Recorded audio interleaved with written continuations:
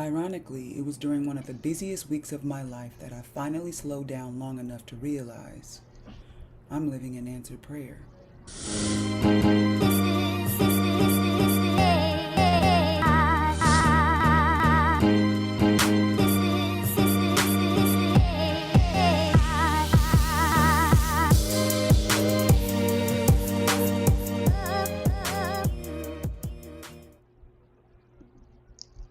Alrighty, welcome. Happy Tuesday. It is July 22nd, and we are 6 months into this journey. We are 6 months in, and I have learned so much. I have created a lot. I have, in the process of creating, I am getting clearer about what it is that I'm creating. And I think I spoke a little bit about that in the last episode where I was talking about the transition from being to doing, right? And of course, naturally, inside of that transition, for me at least, and this is what I want to talk about today, inside of that transition, it has really been about how do I make sure that I don't lose sight of all the foundation that I lay, right? Like staying true to my creative values and incorporating the wisdom that I've learned about what works best for me as a creative flow, setting my clear intentions so that every time I sit down to create, I know at least on some degree or to some degree what it is I want to create. Not necessarily that I'm striving to create a specific thing as much as it is like, is today about exploration? Is today about style? Is today about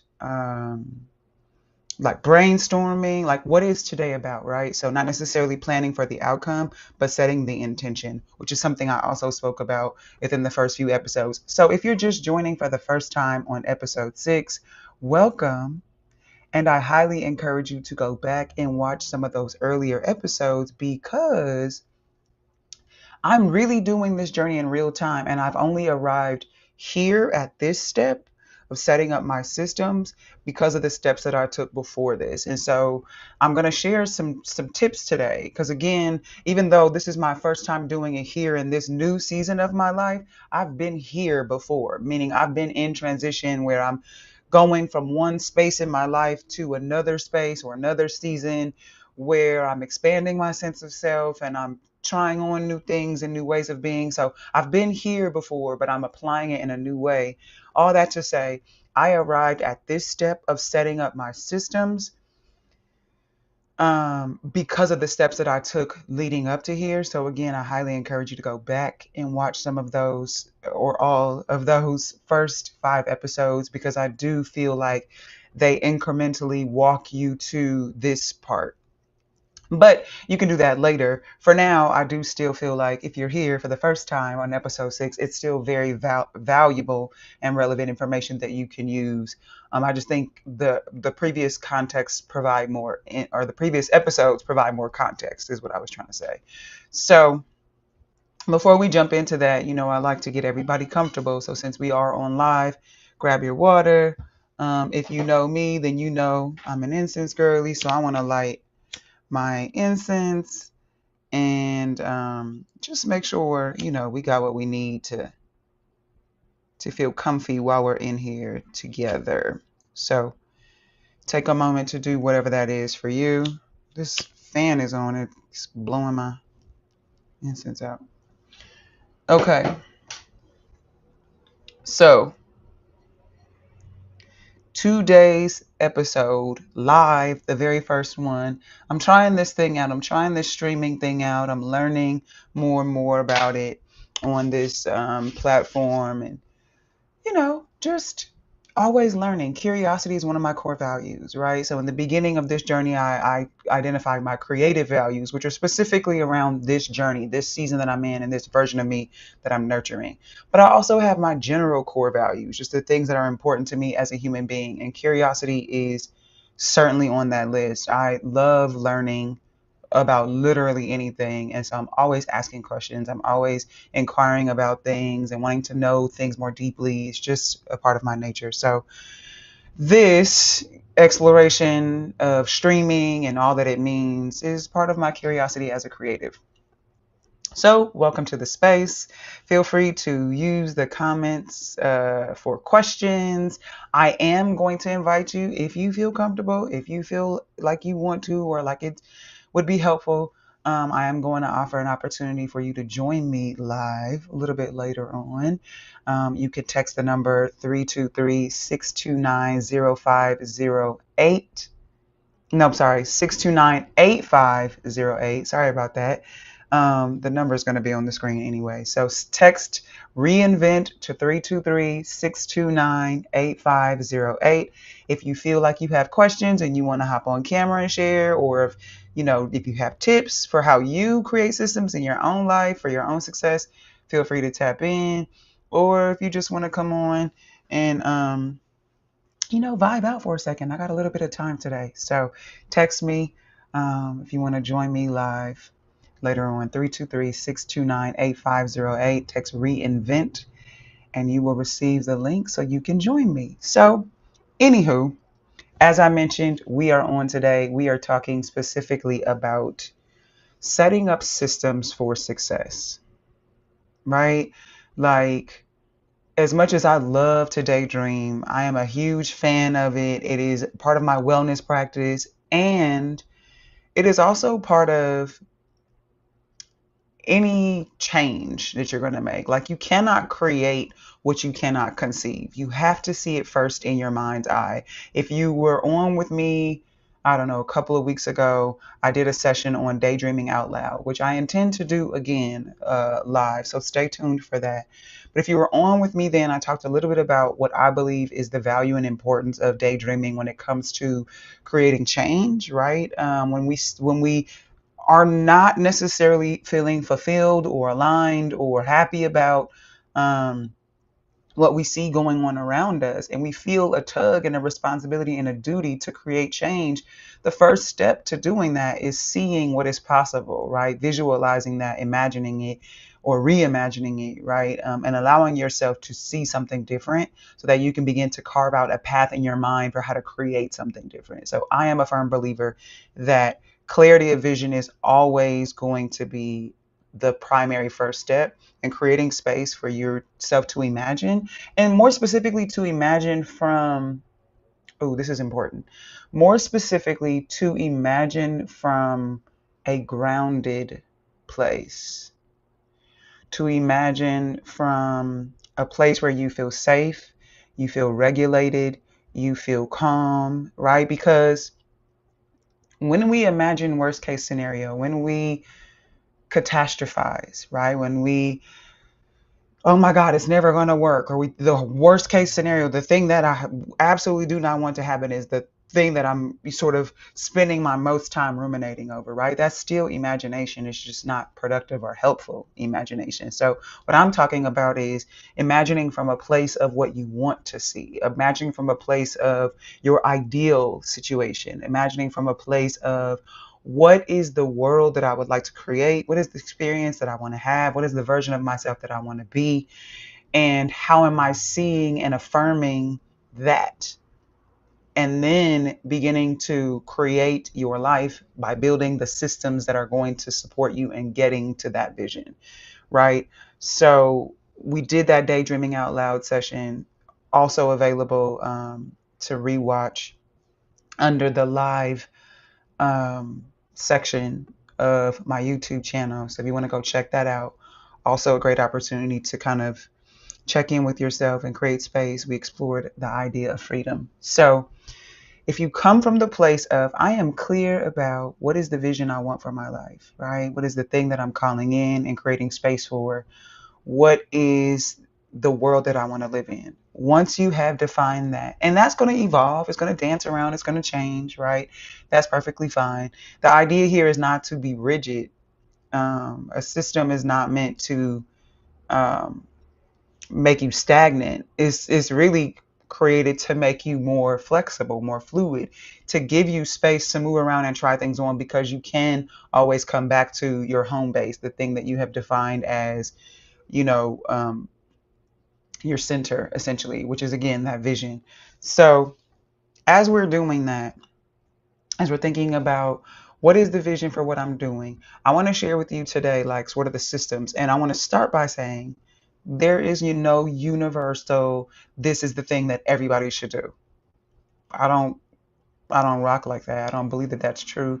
And I don't believe that that's helpful, right? There will be a lot of experts and coaches and people who will get on and say, buy my system, buy my course, buy my thing. And I'm not saying that those things are not great. What I'm saying is there are few things that are universally effective, right? Everybody has different schedules, different lives, different learning abilities, different focuses, different all kinds of things. And so to say that here is a system that universally works for everybody would be likely untrue. But I do want to do a few things. First, I want to guide you through a set of questions that's going to help you shape the system that will work for you, right? Because again, I don't want to prescribe what has worked for me. I am going to share that later in case, just if you need a visual or to give you a starting point. So I am going to share a part of what I do, an important part of what I do, that I think is accessible for folks if you want to try it out and integrate it. But before we get into what works for me, I want to support you in thinking about what works for you. So, like I said, I want to ask you a set of questions. I'm going to look at my notes for a second because I want to make sure that I don't miss anything. And really, this is what it always is for me, right? Like, I am an advocate of self-awareness. I will die on the hill that self-awareness is the foundation for literally any and everything that we ever want in this world. Because everything that we access and align with is an extension or expression of something that we believe deeply about who we are, what is possible for us, and what is available to us. Everything. So until you are clear about what are the beliefs that you're holding on to, it will be very hard to create anything outside of and around you that is greater than that or different from that, right? Because there will always be a subconscious tug inside of you that's going to redirect your thoughts and redirect your behaviors and redirect your choices towards the thing that you deeply believe and hold to be true. So I'm always going to start with self-awareness as the first foundational thing of everything, right? Like, that's just what it is. And I think in the case of setting up your systems, understanding yourself in some very specific ways is going to help you create systems that will not only work for you, that you will actually work, right? Like, sometimes we create systems because, again, somebody gave us a template for what to do. You got to wake up at this time. You got to have your coffee at this time. You got to do your exercise at that time. You got to eat these kinds of meals. You got to take these number of steps, right? Like, people are constantly giving us these universalized systems that don't always work, which means that, one, it makes it difficult for us to stay motivated because it doesn't consider our likes and our limitations and our whatever other things. And two, if it doesn't work, then it's hard to stay motivated to keep doing it. And again, universal systems rarely work for everybody. So let's talk about what are some things that you should consider when creating the systems that will work for you. Going back to this idea that it has to start with self-awareness, I want to ask you first, do you know how you process? Like, how do you process information? Are you a visual learner? Are you a verbal? Somebody who needs to process verbally? Are you a kinesthetic learner? Like, you need to do hands-on, to try this on, and like, how do you learn? Do you know? And I'm very curious. Drop it in the chat if you know what kind of learner you are. I will speak for myself and say, primarily, I am a verbal processor. Like, if I hear something and I'm trying to understand and digest and synthesize it and integrate it into whatever I'm doing so that I can actually apply it, I usually need to talk it out. So I have tons of voice notes, tons of videos, tons of all kinds of random things. If you are close enough, if you're in my inner circle, you will absolutely get a random voice note from me processing something. Like, it's just a thing that I do. I'm a verbal processor because I'm a conceptual learner. Like I learn through concepts. So some people learn through like flashcards or they just memorize a bunch of facts and details. That's only going to last me however long I need it to last me. So if I need to take a test tomorrow, then I memorize a bunch of stuff. I'll take that test tomorrow and then I will never remember that information again. Like it's just not how I learned, right? Like I'm a conceptual learner. So if you teach me a broad concept for how or why a thing works, then I can understand that and the steps to getting there. Like for instance, math. You talk about like uh finding the area of a circle or the area, well that's always the same, the area of a triangle or square or whatever that is. Like I'm if you help me understand conceptually, oh, all the angles have to equal 180. Okay, now I know every time how to get to a particular answer for what is this angle. If you've been following me on Instagram, then you probably know why that example is fresh in my mind. I've been doing these math things in my stories. I'm a bit of a numbers nerd. But what I'm saying is, um, oh, okay. You're a visual learner. Yeah, understood. So that means like things like pie graphs, right? Bar graphs, line graphs, things like that are probably really helpful for you for talking about numbers or, you know, books that have images in it is probably good or content like this, right? Online where you can consume the information that way might be helpful for you. Thanks for being present um, and sharing that, right? And so there's all kinds of ways to learn. And the reason why that's important is because whenever you're creating a system for yourself, it needs to be something that you can connect to and feel competent with. So, quick sidebar, there is a theory of motivation called the self determination theory. And what this suggests is that there are three pillars that contribute to our capacity to be motivated to do a thing. One of those pillars is autonomy. Like, do I feel like I have some sense of control or agency in this situation? Another pillar is relatedness. Do I feel like I'm making a meaningful connection to whatever this is, whatever group I belong to, whatever the work I'm doing? Am I making some kind of meaningful connection and contribution as a result of this? And then the third is competency. Do I feel clear about and confident in my ability to actually do the thing? So if you're creating a system that doesn't take into consideration the way that you consume and digest information, then you're going to be doing a bunch of steps that you might be able to do for a week or two, but you're slowly going to fall off of that because it's not taking into consideration the best way that you need to consume and digest and then ultimately apply whatever steps and whatever information. So, for instance, for a visual learner, like was mentioned in the comments, and I too, this has helped not so much with learning, but with organizing and strategizing. Definitely a visual person. My mind, and I think I said this in a previous episode, my mind projects really big, like a screen outside of me. And so I need to be able to see things to get it out of my head and see it so I can organize and arrange it in a way that tells a story. So in that way, I definitely am a visual learner as well.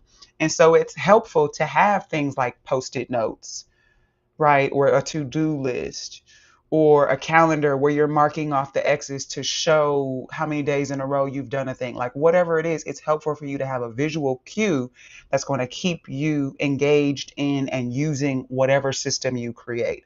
So thinking about what is my goal, and we're going to go through these steps a little bit later when I share my system with you.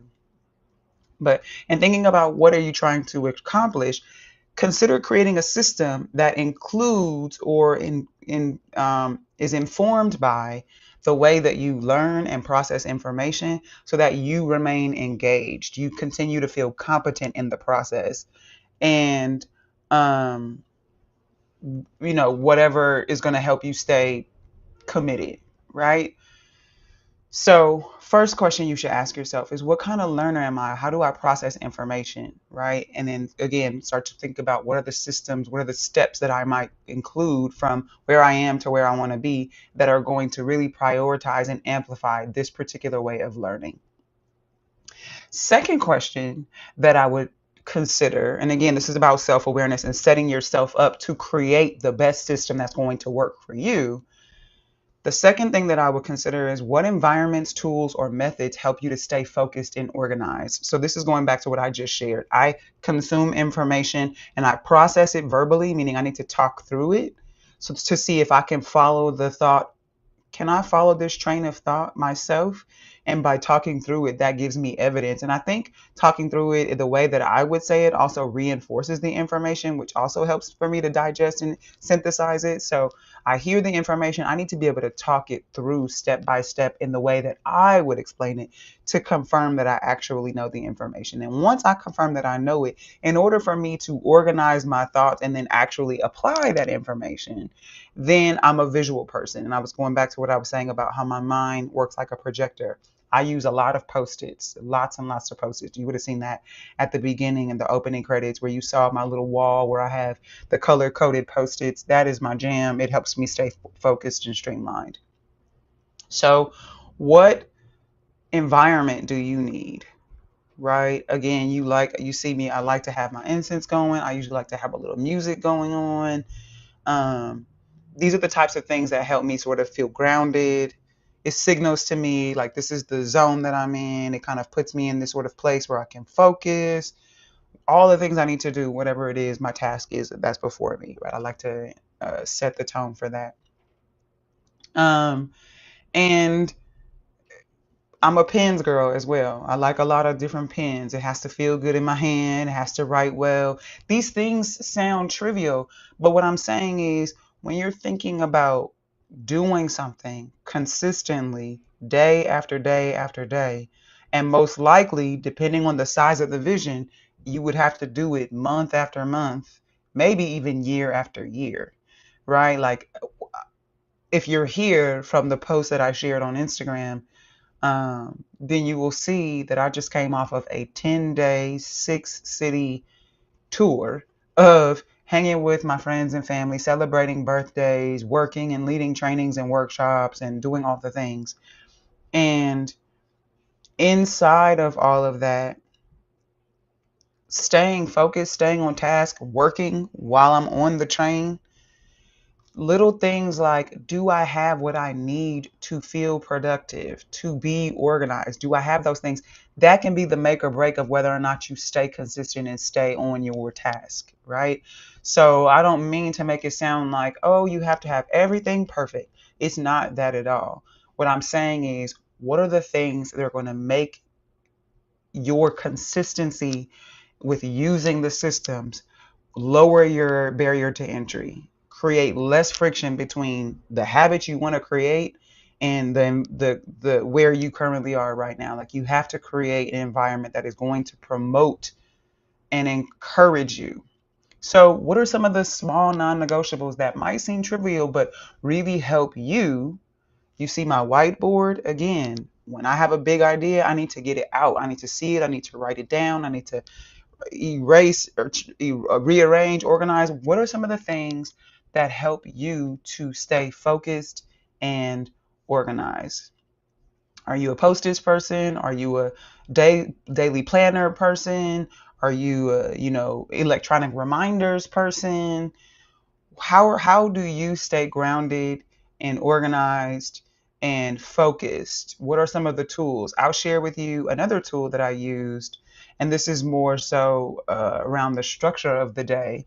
But I also use a method called the Pomodoro method, where you work 25 hours on, or 25 hours, 25 minutes, sorry, you work 25 minutes on and then 5 minutes off. And you just keep doing that. And in the 5 minutes, you get up, you stretch, you use the bathroom, you get water, you have a snack, maybe you check your phone, you just do whatever. But what you're trying to do, or what you're doing with this method, is you're creating or carving out small bite-sized windows of work and then consistently just kind of chipping away at your tasks. So sometimes if I'm doing one big task, then I'll do it in that rhythm, 25 on and 5 off. But often what I'm doing, if I'm juggling multiple tasks in a day, then I'll do chunks. So I'll say, okay, I'm going to do 90 minutes focused on just this. And I'll do that, and then I'll give myself 10 minutes to do whatever, scroll or stretch my body or whatever that is, right? And then, okay, next task. This task, I'm going to give myself 45 minutes. And I talked again, I think about this maybe another time, but what I'm doing is I'm time blocking my tasks. And I'm specifically putting myself inside of a focused frame of mind for a finite amount of time. Because if I just look at a long to-do list and I don't give myself parameters around how much time I'm going to invest in each one, all I have is a blob of things and a blob of time, and I have no clarity. And then because I have no clarity, going back to that competence, right? Part of competence is clarity. I have to be clear about what I'm trying to do to be able to say that I feel confident in my competence to be able to do it, right? So if I just have a big long list of things and a hours long day and no structure inside of that, I'm just going to probably scroll and whatever, just mess off the day because I don't have that clarity. So for me, going back to this question of what do you need? I need structured time blocks. So again, when I'm creating systems, I'm going to keep in mind that I need structured time blocks to approach whatever the tasks are, whatever the goals are, whatever the intentions are. So I am a verbal processor, a visual organizer, if you will. And in terms of my mental capacity to stay focused and to stay grounded, I need to work in finite timed blocks, right? That's something that I need when I'm creating my systems. Again, remembering that creating a system is only going to work if the system works for you. And the only way a system works for you is if it takes your special proclivities, your needs, however quirky they may be, however, trivial they might seem to someone else. The system that's going to work for you has to be designed based on you. And that means getting clear about how you learn, how you process, how you stay focused, right? What are the things that make you comfortable and keep you motivated to go? Which is, again, not to say that, oh, I don't have the motivation. Everything's not perfectly how I need it to be, so I'm just not going to do the thing. I'm not saying that that's the case. What I'm saying is you're less likely to do the thing if you're not doing what you can to prioritize what you need to encourage you to do the thing, right? Like that isn't, I hope that makes sense to folks. The last thing, and if you have any questions or if you have any comments or if you need clarification, let me know.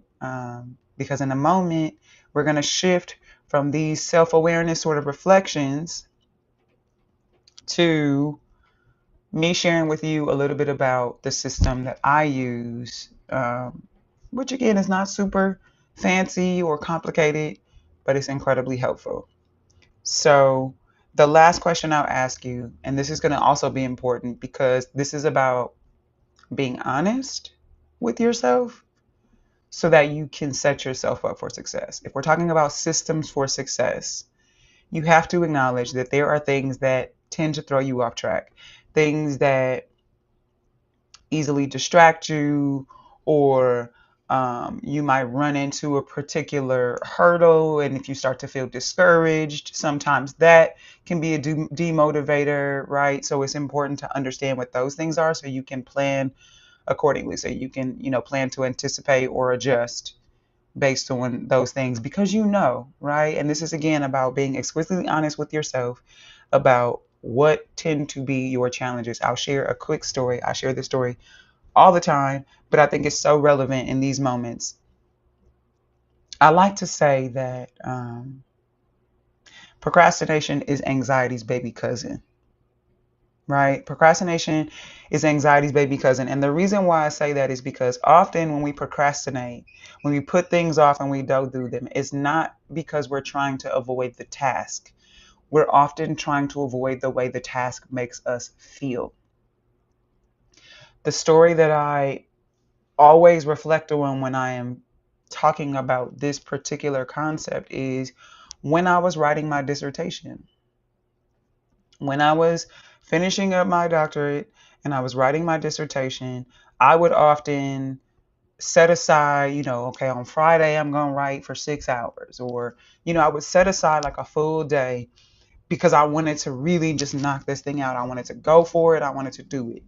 And what I found was happening time and time again is the time that I would set aside to do it, the day would come and I would be like, oh, I got to do this other thing. Oh, I forgot about that. Oh, I'm just so tired. Whatever the thing is.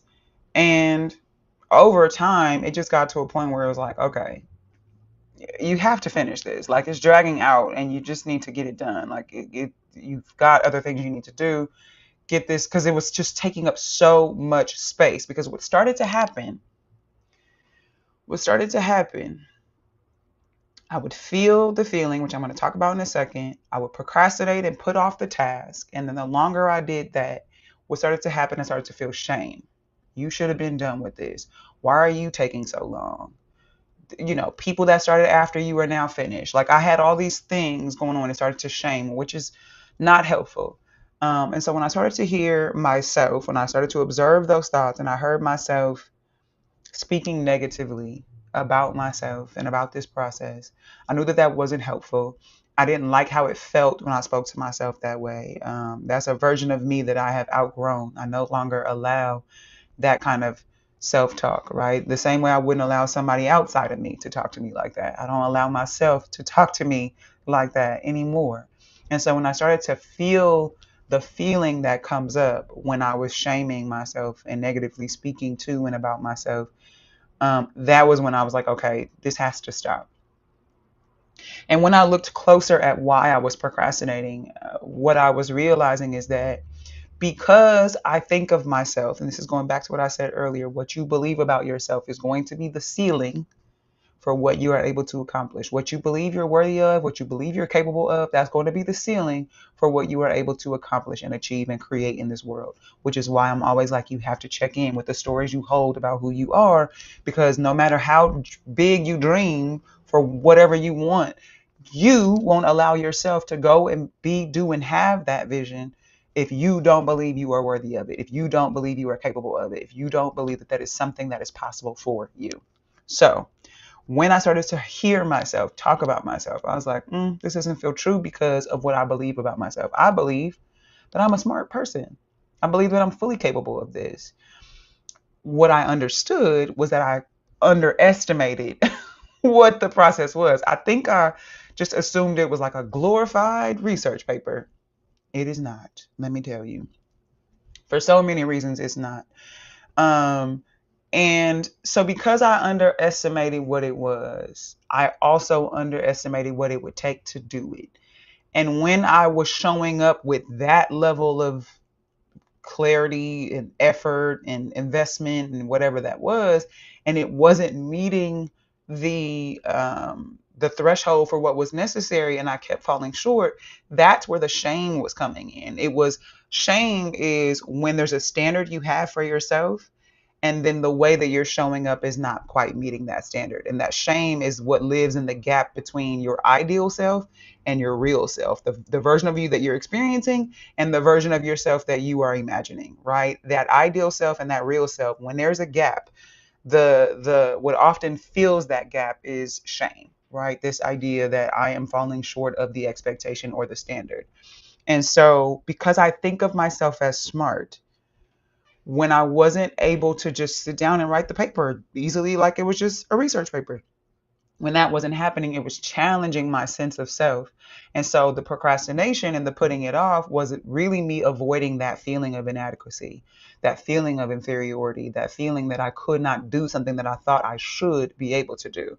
So once I identified, like, oh, what's happening in this gap between who I am and who I think I'm supposed to be is that I'm inheriting or internalizing this story of inadequacy. And that's causing me to avoid the task because I associate the task with the feeling. So that is what procrastination is, right? Oftentimes we are not avoiding the task, we're avoiding the task in the way that it makes us feel, right?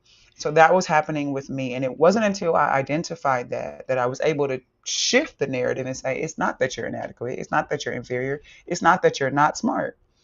This is the first time you've done this, and it is not quite what you thought it was. And now you need to lean harder on the support that the school has provided for you. This is why you have a team. This is why you have a chairperson. This is why there are resources online. This is why there are resources at the library. This is why there are outlines and frameworks. And this is why you took whole classes to prepare you for this part of the process, because this is not a small thing. If it was, there will be a lot more doctors in the world. That's just right. It's not a small thing. It's not an easy thing. And it's okay that you're having a hard time with it. And I had to start changing the way that I was talking to myself to lift some of the shame, to then be able to create a path forward. Right. And so when we are able to identify what the things are that get in our way. So in that case, for me, it was feelings of inadequacy. Then I was able to carve out a path that worked around that, that shifted the narrative that I'm not inadequate, that allowed me to access the resources that were built in to support me because this is hard. And then I was able to wrap up the process within a couple of months, right? And it felt much more aligned with how I expected the experience to feel when I allowed myself to get over this other standard that I set for something that I had never done before. I had this really high bar for something that I was doing for the first time, right? Which is a whole nother thing that we can talk about another day. But if you're a perfectionist, then you feel me. Um, so when we are aware of what our barriers are, when we are aware of the things that create friction and the things that make it difficult for us to follow up and stick to the plan, then we can plan around those things, and we can also plan how to overcome those things, right? So these three questions, if we start very early on for how to create your system, starts with being aware of, you create your system by considering your needs. And some of those needs you might want to think about are, how do you learn and process information? What environments or tools do you need to feel grounded and stay focused? And then what are the challenges and barriers that would get in the way of you sticking to your systems and utilizing and activating your systems? And then how can you plan to either get around them or to overcome them should they show up? So those are the three things that you want to ask yourself when you're thinking about creating your own system. And then as you do that, you'll start to notice that the things you need will fall into place, and you will naturally create systems that work for you because you're centering your needs and setting yourself up for success. Of course, there are some practical things that you will need in terms of just like the logistics and like things like that. But again, there's so many projects, so many goals, so many visions.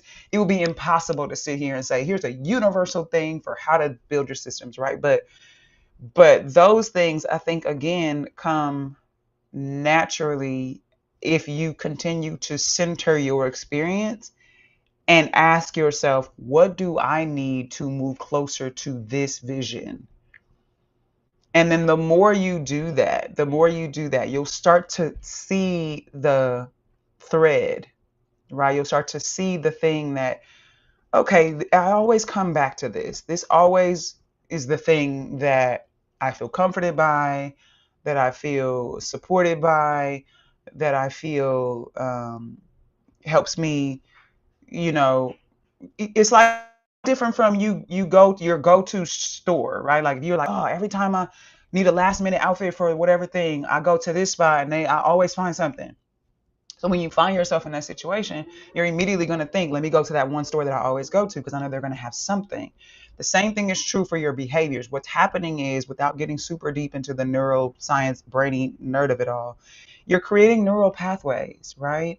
You are creating a pathway, literally a groove in your brain that is saying to go from point A, where I am, to point B, where I want to be. I've tried several things. And this thing that I tend to do, this behavior, this pathway, tends to get me there in the most efficient way possible with the least amount of threat and the least amount of friction. So the more you begin to move down that pathway, the more it becomes a natural process for you. And this is where you start to create your systems. systems that work for you, because you're constantly focusing on, how am I taking the very next step? How am I taking the very next step towards what it is I want to create? What do I need to feel focused? What do I need to feel grounded? What are the barriers that I need to work around? And what information do I need, and how am I setting myself up to be able to receive that information, right? And then everything else, like carving out the time and all those other things, that stuff will start to happen, because again, everybody's life is different, seasons are different, week to week it might look different. That is certainly the case for me. I'm not ever doing a rigid thing where it's all the same every week. I'm at this work for these hours from this time to this time. Like, very few things in my life are like that. So I have to have systems so that I can mix and match and move things around as needed and still be getting things done, right? So with that said, let me show you a little bit of what I do. This is a simple system. I'm going to show you a digital version of it. I am old school. I love a good, post-it and felt tip marker to get through it and move things around and use the wall. Again, you see my whiteboard. This stays active. I erase and start over multiple times. So that's more my jam. But for the purpose of this, I want to be able to share my screen so y'all can see and be able to reference back to this. So let's go to this Miro board. I was introduced to this platform a number of years ago, and I've used it for several different things. So the first thing I want to say is, going back to that visual piece, so going back to the comment that was made, as a visual learner, I need visual cues to help me differentiate and make a distinction and follow along and create a story, because the visuals help me create a concept that I can follow in my mind. And I shared with you earlier that I'm a conceptual learner. So this is what works for me. And I'm going to kind of take you through it step by step, so in case you want to try it out. So the first thing is, I'm going to pick a Post-it. Let's just start with this pink one.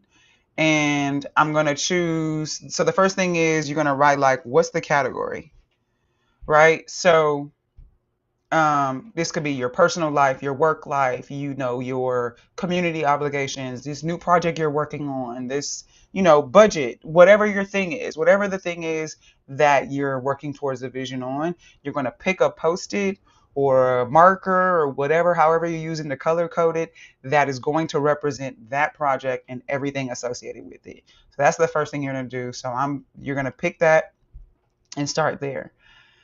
Then from there, you continue on. From here, I might say then, okay, now that I'm clear about the category, I'm going to write down the tasks, right? Like, what are the things that I need to do related to this category? And that's just going to be all the things, right? All the things, whatever it is, no particular order, no, just get it all out. This is what I call a brain dump. But this is a bit of a, like, organized brain dump. Usually a brain dump is just get it all out. It doesn't matter what you say, how you say it, if you use punctuation, if you spell things properly. It doesn't even matter if you can actually read it later, because you're really just getting it out. That is typically how I would use a brain dump. Highly suggest, very useful for just getting rid of clutter, especially if you tend towards anxiousness when you feel overstimulated. I definitely recommend a brain dump. So apart from the brain dump, this is a more like pointed brain dump, meaning if you're saying, okay, this is about my budget, I need to check my bank statement, I need to open that new account, I want to check my credit score, I want to, whatever the various thing, I want to look at more earning opportunities, whatever the things are, right? So maybe you have like a financial goal that you're reaching. On this tasks Post-it, and there might be several, right? Or you might use a pen of the same ink, or whatever, however you're creating your visual. But for now, we're going to focus on the use of these Post-its, these virtual Post-its, digital Post-its. So the category, pick a color, all the tasks, all the things. And you might not need to necessarily do this part on the Post-it. You might just do it on a sheet of paper. But for the sake of this process, so you have a visual that represents that step, you're going to do that, right? Then the next thing, you're going to start to ask yourself questions related to the um, you're going to start to ask yourself questions related to that goal. Things like, okay, so now that you have all your tasks, you're going to ask yourself things like, do any of these have timelines, right? Are any of these affected by others, right? Because then you want to make sure that whatever you're doing is matched up with and aligned with whatever other people who are also involved, right? Like these types of things. You're going to ask yourself things like, um, are there prerequisites? Like, are there things that I got to do um, before I can get to this, right? Like, so before I can deal with this, I got to do this over here. So, um, going back to, if we're using the finances as an example, for instance, if we're saying like, okay, well, before I can um, open this account over here, I want to make sure I get that invoice paid from the last project that I worked on, and I'm going to use that money to open that account. So I know that I want to open the account, and it's still there on the list of things to do. But before I do that, I got to get this money from that invoice that I need to get paid from over here. Great. So you're going to ask yourself prerequisites, right? So you're basically, what you're doing is you're starting to, what I would imagine in my mind is, now that you have a list of all the things, now you're starting to put that list in order of priorities, right? So if there's timelines and deadlines that you have to be considerate of, if there's other people connected to this that you got to be in alignment with, if there are prerequisites that you have to take care of before you can move forward, that helps you understand where a particular thing goes inside of the timeline of when it's going to get done, right? So these are the kinds of questions you're going to ask yourself once you're clear about the vision and the goal and the target and the intention, and then you're clear about all the things that are involved. You're going to ask yourself these types of questions to help you figure out where it goes in the timeline of when it's going to get done. Where is it prioritized, right? Is this urgent? Is this something that needs to happen right now? Can it wait, right? How urgent is it, is maybe another question you would ask here, which I guess can be implied by the timeline question. Um, but, not add it just in case, but also importance, right? So, because there are some things that you want to do, but it's not super important, so you don't got to be stressed out about it if you don't get it done. Like, it'll be all right. And that's another thing, going back to that question of sort of, what do you need? Me, if I have a to-do list that starts to get too long in my mind, I start to get like, it's overwhelming. It's too much. I'm thinking I got too much. I have too many tabs open in my brain and I can't. So if I can close a tab by saying, oh yeah, I wanted to do that, but it's cool if I don't, and I don't have to worry about it, then I'm less likely to start to feel anxious, overwhelmed, and then shut down. Because that's usually how I respond to that. When I feel anxious, overwhelmed, overstimulated, too much going on, too many tabs open, I don't want to do nothing. And this is when we start to notice things like doom scrolling, avoidant behaviors, engaging in other things, that kind of stuff, which is again about really knowing yourself. You got to know. I know myself. I know when I'm engaging in avoidant behaviors, and I'm not afraid to call myself out on it. And sometimes I call myself out and I give myself permission to still do it, right? Like sometimes I'm like, now I know I'm avoiding that, but I'm gonna let myself avoid it for 20 more minutes. Yeah. Right. And sometimes I just need that for my own mental health. But I have to be aware of that to be able to call myself out on it and be accountable. Right. If I don't have that awareness and I'm engaging in those activities, I'm going to wake up one day and be confused about why I didn't achieve my goals. And I'm still living inside of whatever thing I was supposed to have been left behind. Right. So these kinds of things make it really helpful to just, again, create systems that are going to be really honest, and that are not only going to work, that you can work, but that will also work for you, right? So when I can look at a thing and be like, oh yeah, I wanted to do it, but It's not that deep. It's not that important. It's all good. It was just it was a nice to do or nice to have, but not a must have or a must do, right? That helps me close that tab and move on and feel less anxious about or overwhelmed by the number of tabs that are open in my mind. And then from there, you start to prioritize things. Now, here's what I do. I'm going to use another color post-it to kind of give you a visual of how I go about this. Because I do this is kind of going back to those last two questions, right? So the first is do. The do is, oh, I'm sorry, my cursor is in the middle one. What is it? What is it? Which one can't you see? Is it tasks? Let me know which one you can't see. I want to make sure you capture everything. Yeah, let me know which one you cannot see. So going back to this sort of system. So once you have, okay, got it. Perfect. Glad you got it. Okay. So you have your category. This is the thing that I'm working on, the vision, the goal, the all that things. Of course, no problem. Thanks for being present. And I'm glad you're finding this helpful. So category, the thing, the goal, the vision, the intention goes at the top. You pick the color. Everything associated with that goes with that color. Then you list out the tasks, all the things associated with that you need to do. Now, of course, you're going to have to come back and revisit this because as you move along in a process and go through the seasons and get closer to your goal, things are going to shift, all of that, right? So you write out all those things. Then you begin to prioritize those tasks according to things like, do they have timelines and deadlines? Are other people waiting on you to do something? Or are you depending on somebody else to do something? Are there prerequisites that need to be done before you can achieve that task? How urgent and how important is it? And then once you start to think about the urgency and importance, then you can start to prioritize the tasks and create timelines and due dates for yourself that are going to help you make progress moving towards your goal. So the first is list the things you need to do.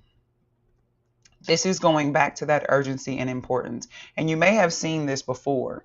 It's called the Eisenhower matrix, or some people call it the prioritization matrix, right?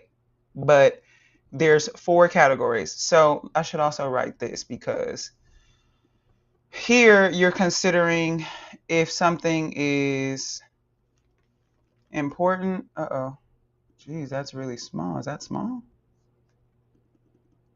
Oh, that is kind of small. There we go. So you're considering here is something important versus, I wonder if I can copy and paste. Oh, yes. Not important.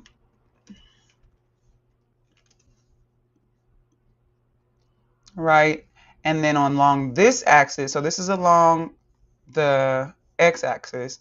If you go along the y-axis, you're going to then write whether or not a thing is urgent versus not urgent, right? So here's how you can then use a matrix to help you. Once you have clarity about what your tasks are, you can start to put them in categories to help you prioritize when they get done. So in the important and urgent, if it's something that is important, has to be done and needs to be done quickly, it goes on your to-do list. And we're going to come back to how to make sure that you operationalize, because a lot of us make a to-do list, we don't follow it. So I want to offer you some insights for how you can operationalize your to-do list. We're going to talk about that a little bit later. It's going to go back to some tips that I offered before. So if it's urgent and it's important, you want to put it on your to-do list. If it's not important, but it is urgent, meaning it's something that needs to be done pretty soon, but it's not super important and it doesn't have to be done in a very specific way, it's not something that you have to have your hands on, then this is going to be something that you can delay, right? You can put this on the schedule. This is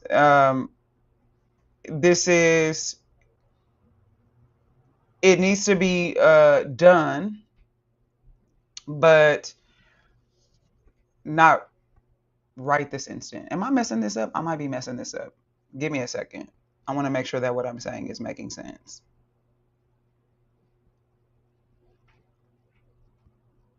It might be that,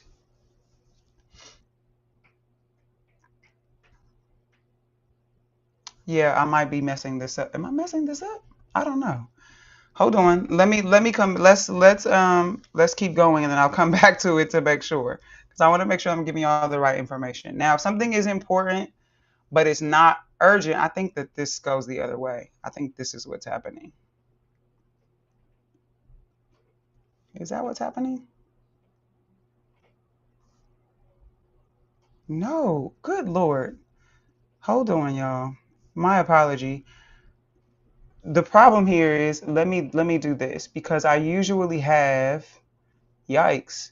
I usually have a, give me a second. I have a visual that I use that's already filled in, so I don't have to think about these parts. So I want to make sure that I'm giving y'all the right information. Here we go. Here is the visual that I had them on the wrong axes. That's what the problem was. Okay. Let me see. Let me see here. I am going to pull up. Thank you for your patience. I'm going to pull this up because I had them written on the wrong axes. That was the problem. Here we go. So as you can see, I don't have to fill it in. It's already done for me. I just referred back to it. I was trying to do it live for y'all, but I didn't want to mess it up. So here we go. I had the items on the wrong axes. So the x-axis was supposed to be urgent, not urgent. The y-axis was supposed to be not important and important. So going back, you'll see top left, urgent and important. Do it and do it now, right? Put it on your to-do list. Top right, if it's important but not urgent, so it needs to be done but not right away, then you can decide, or what I like to call delay. Delay it. You can do it, just do it next week. And again, we're going to come back to making sure that we have a plan for how to address those things. We don't just want to slap them on the ears and say, oh, I'll do it next week, because again, we need to operationalize our to-do list. Bottom left, the red box, is not important but urgent, something that needs to be done pretty soon, but it's not super important. It can be done as long as it gets done. Done is better than perfect, right? Is one of my mantras. Then you can delegate that. Can someone else do it, or can it be automated, right? So things like, if we're going back to the financial goals, can I automate certain bills and just let that be taken care of so that I know they're going to get paid on time, and all that gets taken care of, right? Like, can I automate that so that I don't have to think about it? And that's one less thing, right? I can delegate that to an automation system, right? So if we're thinking about what are things that are urgent and need to be done, but are not super important, so they don't need to be done by me or in a specific way that you need to have my hands on it, delegate that. Give that to somebody else, right? And then the final box, the gray box on the bottom right, is not urgent and not important. Delete it. And you would be surprised by the number of people who are like, oh, I don't have things on my to-do list that I can delete. If I did, I would be. Yes, you do. There's a lot of things, just like there's a lot of tabs open that you meant to get back to that article, you meant to watch that YouTube video, you meant to look at that post, so and so. You saved that thing, you screenshot that thing because you were going to come back to it and you never did. Yeah. So this priority matrix helps me to organize my tasks once I'm clear about what they are, and then I chunk them down by time. So let's get into that. Let's get into that for a second. Do I perform all my admin tasks? Most of them, not all of them. I do have some support. The thing is, I have so many different projects, so I have different supports for different projects, because some of them are facilitated by me and come from within my company, and then others are contracts or consulting gigs, and I have to work within the structure that someone else provides. So my supports come in different ways from different places and all of that. And so I do have people who support me, and I don't do all my admin stuff, but I'm talking specifically about um, the system that I'm currently using inside of my process of reinventing myself as a creative. And so, because I don't have a full system yet for that, I'm still creating it. I'm kind of walking you through my process of developing my systems. So, I've done this before and I've used this system for other projects, but I'm still very hands on with this because, for all intents and purposes, it's like a newborn for me. Like, this is. And again, if you've kind of watched the previous versions or previous episodes of this series, you will see that I've kind of spoken about this version of me as like just kind of coming forth. She still feels very vulnerable, very fragile, very new. She's like a little newborn. And so, while I appreciate and accept certain supports, I'm not ready to just kind of hand the baby over to anybody. I'm still feeling very much like I'm in this kind of like uh, skin to skin phase. So I'm not yet ready to hand off some of this work, and so that's why I have all these systems. And I think once I create these kinds of systems and I am clear about the things, and it does get to the part where it's time for me to delegate things and all of that, I'll have much more clarity because I'll be further along in my process. I'll have certain things in place that I can actually do, because right now I'm figuring a lot of this out in real time. So I don't even have clarity about where to put things, which is again why I'm walking y'all through this in real time as I am building it out for myself for the current process that I'm in. But I appreciate that question because teams are important. After systems, teams, right? If we're talking about building something, put your systems in place, then you build your team. Then you start looking at what your assets are, what are the products that you offer, what are the services that you offer, what are the things that how are you adding value to the spaces that you're going to find yourself in or pitch yourself to, right? Um, these are kind of steps along the way, but I'm not there yet, not quite yet. So I do have support for certain things, but there are other things that are just still very much close to home for me. Um, so thank you for bearing with me with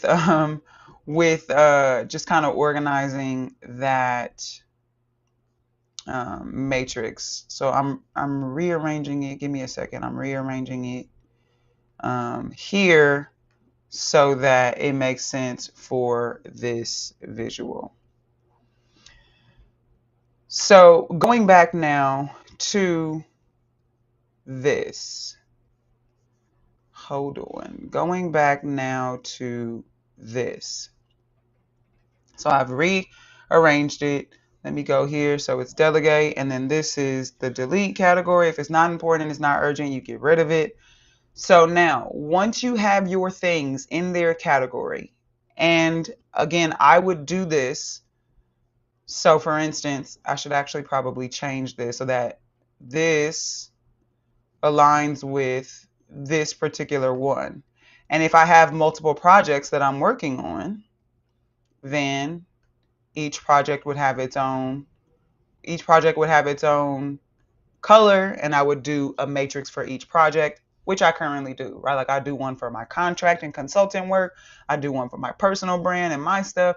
I do one for my personal life, things like medical appointments and that kind of like personal stuff, errands I need to run and things I need to take care of. And then I have one that's called overflow. Excuse me. And the overflow for that category is things that come up that are not necessarily tied to any specific project or area of my life, but that still need to take up space in my mind, and I need to be reminded that they have to be taken care of and addressed and all of that. They just kind of go in the overflow section, and that's its own thing, and it's kind of miscellaneous, but I follow the same process. What do I need to do? Which of these tasks might be time consumed or time dependent? All these other questions. I do the same process across all the different categories. Each category has its own color, so that when I look at it, I can follow it. And then I just address it usually a couple times a week. Once at the end of the week to see what's left over of the week. Did I complete all the things? and then set myself up for the beginning of the week, right? Once at the beginning of the week, so I set the forecast for the week. What days am I going to do what at what times, and what's my flow? When am I going to put in the white space? Make sure that I have room to breathe, include things like travel and meals and whatever other things like that that need to be considered. Once at the beginning of the week to set the flow. Once in the middle of the week to check in. Where am I? Do I need to make adjustments? Once at the end of the week, did I complete everything? What if I did not? What needs to roll over? When am I going to fit that in? All of those things, right? So usually about 3 times a week, I'm looking at these systems. Once in the beginning, Sunday night, Monday morning. Once in the middle, sometime on Wednesday. Once at the end of the day on Friday. Where are we? Now, when I'm talking about this particular matrix, when I put do, if that is what I'm doing today, then I write how much time I'm giving myself to do it. So going back to what I said earlier, I like to give myself time blocks. So I like to block out specific things. I'm going to do emails at this time. So I might do emails in the morning, see what I missed, got to do all the things. And I might do it again towards the end of like the middle end of the day, check in, did any people, if I'm looking for people to follow up on things, or if I sent something and, somebody replied, things like that, just to keep the flow of communication moving. But I do not check emails as soon as they come in. I can't, because that distracts me. As soon as I'm like checking that email, then I'm opening this other thing, and then that's leading me down this other rabbit hole, and I got to do this and follow up. And then now I'm off the task of what I needed to complete for the day. So I set in blocks of time where I do things like check my emails or check my text messages or check my social media, where I'm giving myself a block of time so that that is dedicated to that. And then I close it out and I move on. So if it's on my do category right here in this first top left, urgent and important, I set aside time. I put aside what time I'm going to do it and how much time I'm going to give myself to do it. And I will often set a timer. Okay, let me set 2-hour timer. I'm going to do this thing. I'm going to work on this for the next 2 hours. Okay, let me set a 2-hour timer or a 4-hour timer, and I'm going to design this curriculum over here. And that's usually how I block out my day. So I can very clearly see what I actually have the capacity for in a day, because a lot of times our to-do list is so long and we think we can do a lot done because we haven't actually and realistically considered what does it take to do this? What is it going to take out of me? And if it's going to take 3 hours and I only have 8 hours, then what am I going to do with the other 5 realistically? So that when I put things on my do list for the day, I'm creating a list that's going to actually honor my capacity, right? Like for the day. Delay, same thing. If I know, okay, I have time, that's not due until next month. Okay, I'm going to do it, but I'm going to do it in 2 Tuesdays from now, in 2 weeks. Next week, I got to focus on the other thing. I can't do that. So in the next week after that is when I'm going to focus on it. And then I already go into my little book. I have it. Where is it? Somewhere. Oh, it's here. I go right into my little notebook. And then I write down on the exact date in 2 Tuesdays from now at 2 o'clock in the afternoon, I'm going to follow up on this thing that I need to do. So that when it comes time for me when I sit down to do my schedule 2 Tuesdays from now, it's already there. I don't have to try to remember it or hold on to it. For some people, that might be setting up a reminder on your phone, right? Again, this is going back to how you learn and process information. Some people, you need a notification or reminder on your phone. I like to put it in my notebook and already have it there. Some people put Post-its all over their office and all over the computer. Whatever you need, however you do that. Point is, create a plan to do it, right? And a plan that honors you and what you need and what you're most likely to follow up on. So same thing for that delay category. I'm going to put it there. And when I put it there, I'm going to put, yeah, I probably will want to do this in the morning, because the other thing that you have to consider, and I didn't talk about this. Let's pause for a second on the screen share because I want you to hear me and hear me good. The other thing that you ought to consider when you're doing your self-awareness check for setting up your systems is your energy levels. If you're not a morning person, don't plan your big important morning stuff or your big important stuff for the morning right after you Put it for the time of day where you're going to feel the most energized, where you're going to feel the most productive and focused. If you know you need it after coffee, plan it after your coffee time, right? Like, be honest with yourself about what you need and set yourself up for success. Give yourself permission to optimize your work environment and to maximize the use of and access to whatever resources you have that can support you, whether that's human resources and a team of people, digital resources where you can automate things, or energetic resources where you know yourself well enough to say, I'm going to put this task in a window of time where I'm most likely to actually follow up and do it. Right? So setting yourself up for success in those ways. So again, I would think about what is the task if I'm going to do it 2 Tuesdays from now. And I know I have those 2 meetings in the morning on Tuesday, so I should probably plan to do that after I have lunch. So maybe around 2 o'clock, like I said, right? Like 2 o'clock feels like a good time because that'll be after my morning meetings, after I've had a chance to decompress from the meetings, have a nice meal, recalibrate myself, drink a little bit of water, maybe move my body. Okay, I'm back for round two of work and I have my afternoon kind of whatever thing I'm going to do from now until the close of business, right? And so when you structure and systematize your tasks according to all of those things, how you learn, how you process, what you need to stay focused, what are your energy levels, and when are you going to be the most productive for depending on the task. And then you schedule those things out. You time block according to, again, scheduling yourself if that is what makes sense for you. I set aside times to check my emails and do all those things so that I don't get pulled out of my task. And because they say, some studies said that it takes, when you are distracted or disrupted, it takes you 20 minutes to get back into your workflow. So if I was in a zone and I was doing things and then I happen to see a notification pop on my computer that an email came through and I just go, oh, click, let me read it. By the time I read that and do whatever it's asking me to do, follow up on this, respond to that, oh, let me check in with this other person to confirm before I send you this. By the time I do all that and I come back to the task I was on, then it takes me about 20 minutes to recalibrate, get refocused to what we're doing, and then be like, okay, now I'm back in my zone again. But that doesn't mean you're going to pick up where you left off. That doesn't mean you're going to be able to finish that train of thought that you started but was interrupted by the email. That doesn't mean those things. You're going to get back into your flow, but you may not be able to get reconnected to whatever was coming up for that moment because energy is fleeting. The idea, the inspiration is gone, right? So I like to set my focus, stay in that, and that's what I'm doing until I gave myself permission to move on, or until I completed the task, or until the timer went off, or however I'm structuring the day. Delegate, same thing. Is there somebody or something that can do this other than me? And if so, let me set that up now. Is it a monthly thing? Is it a weekly thing? Is it a bi-weekly thing?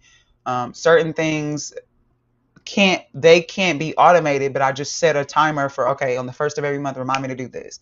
So I can get it out of my head. I don't have to think about it. The timer is going to remind me, or the reminder is going to remind me, right? It's going to pop up on the first of every month. Don't forget to do this thing. Ah, right.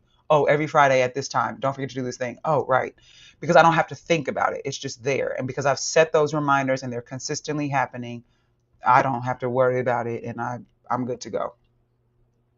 And then finally, the delete category. And again, this is about really being honest. Can I let this go? Is this something that I need to do, or something that I want to do? And if it's something that I just want to do, which is not to suggest that the things you want to do are not valuable and should not be prioritized. I don't want to suggest that.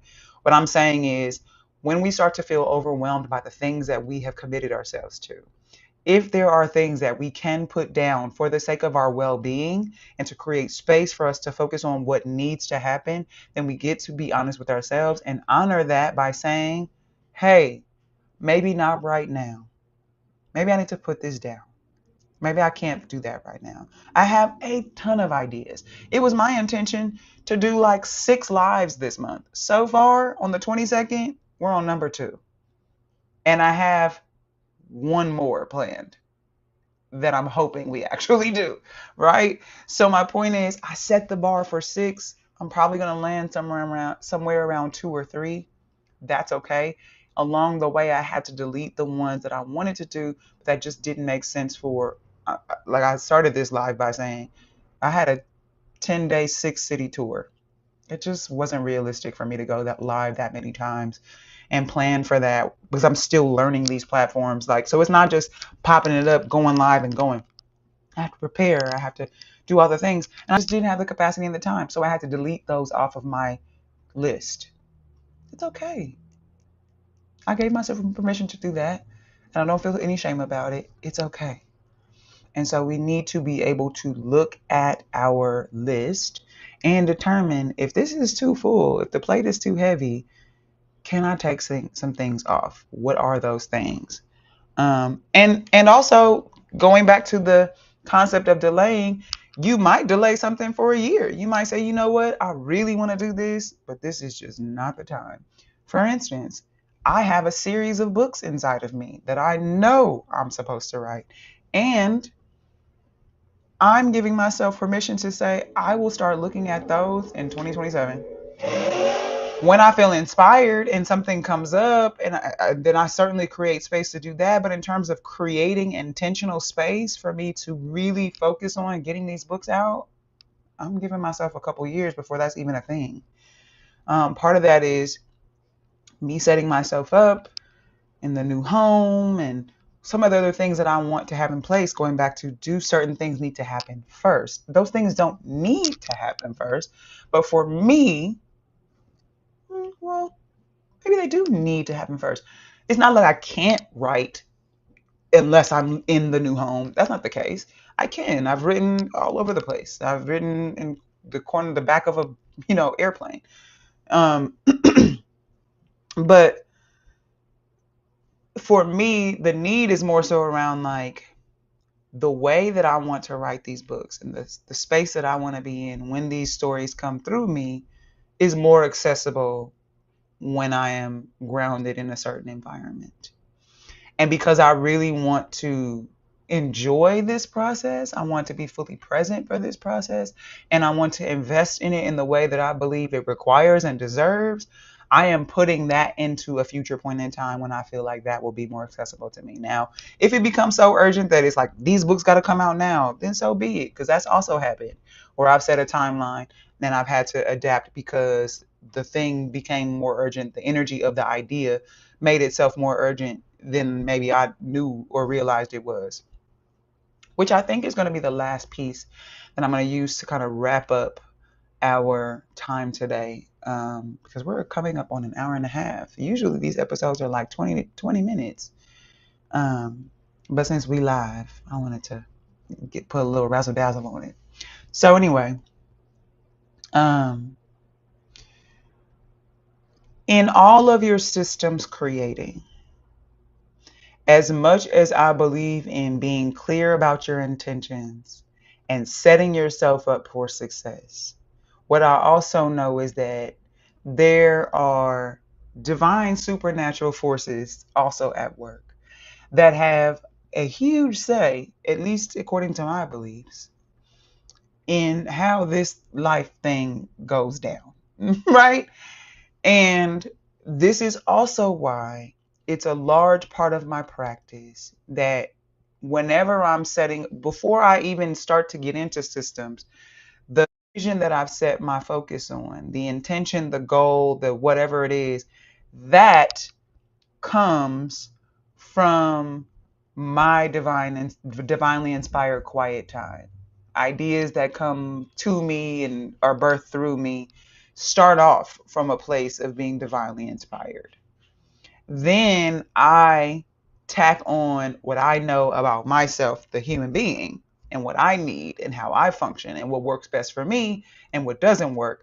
And then I create my system using that information, always leaving room for divine alignment, inspiration, and resources to come my way. I'm very much in a season of God, show me how good it can get. Like, I'm not putting any limits or ceilings on what is possible for or available to me. However, inside of that, I need to be prepared to receive those things so that when they come my way, I don't fumble them. And if I just sit back and be like, oh, okay, well, God's got it, and I don't prepare myself, I don't respect the blessing enough to prepare myself to receive it and be a good steward of it. If I don't do that part, I'm a fumble every time. That's what it is. So I'm not suggesting that when you create your systems that they should be rigid, or that even that the system you create for whatever you might be focused on this moment will always work for everything. It just so happens that the system that I use tends to work mostly because it's very flexible. It's just really about me keeping a visual in front of me of what are the steps I should be taking according to my understanding of what it requires for me to achieve the goal that I have set for myself. So the system is about what do I need to stay consistent in the practice of whatever I need to be doing to move me towards the vision. So for me as a visual person, you who needs visuals to organize my thoughts and create my strategies, it's just a simple post-it. It ain't deep. A post-it, some to-do lists, and a couple of notebooks, daily planners that I can schedule things out and put them on my calendar. So between post-it notes or my whiteboard. So the whiteboard is where I do all the like brain dump, get it out, get it out, get it out, get it out. The post-it notes, if we're going by systems, the post-it notes is where I take the brain dump, get it out, get it out, get it out, and then I put it into an organized, okay, these are the steps. You get it out. These are the things you need to do to actually execute in order, in sequence, with some strategy, some thought process, some idea about consequence and impact, right? That's the sticky note. And then from there, that moves into calendars and then setting up things if it's meetings with other people. That moves into how and when I arrange those things. And then I just do that little by little, 3 times a week, the beginning, the middle, and the end. I'm keep moving, keep moving, keep moving. And every now and again, I take a big, giant step back and I look at the progress I've made from whenever I started, like with this series, for instance. I started in February. And here we are, 6 in, and now I'm doing a live episode and I'm learning how to use a new platform and I'm streaming it and I'm doing all these things, which is very different from how it first started, which was me literally plopping down in front of my camera and being like, I'm sick of my own shit. It's time to get started. Right. So from there to here, lots of progress and growth and change and expansion and learning, all of those things, experimenting, etc. And I'll keep doing that. Right. And so just again, remembering that whatever system you're going to use, it has to be for you. It has to be built for you and based on you, focused on your needs, in ways that are going to support your process. And then inside of that, recognize that what your system is helping you do is create the step-by-step path to achieving your bigger picture vision. That's what your systems are for. So whatever you need to help you do that. What's going to help me stay consistent in taking steps forward? Even if the step is in the wrong direction or it puts me lands me somewhere I didn't expect it to, whatever those things are, if I have a system, I can recover. If I don't, that might knock me off my game longer than I needed to, if not forever.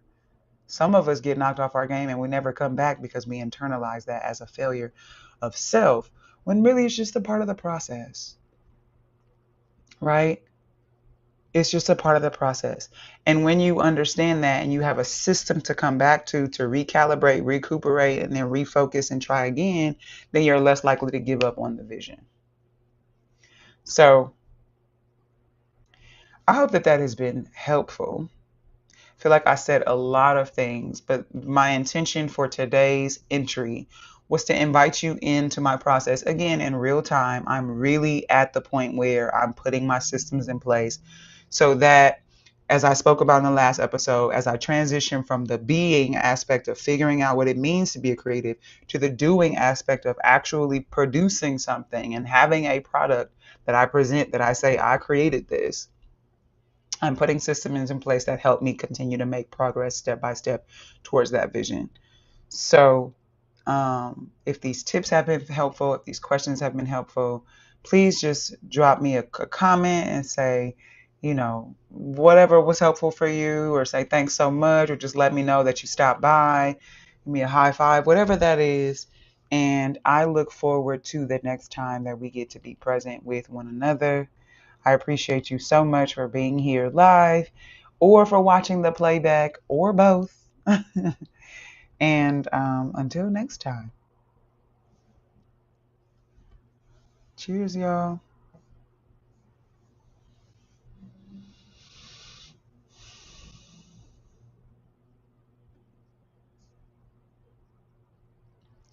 You're welcome. You're welcome. Thanks for being present.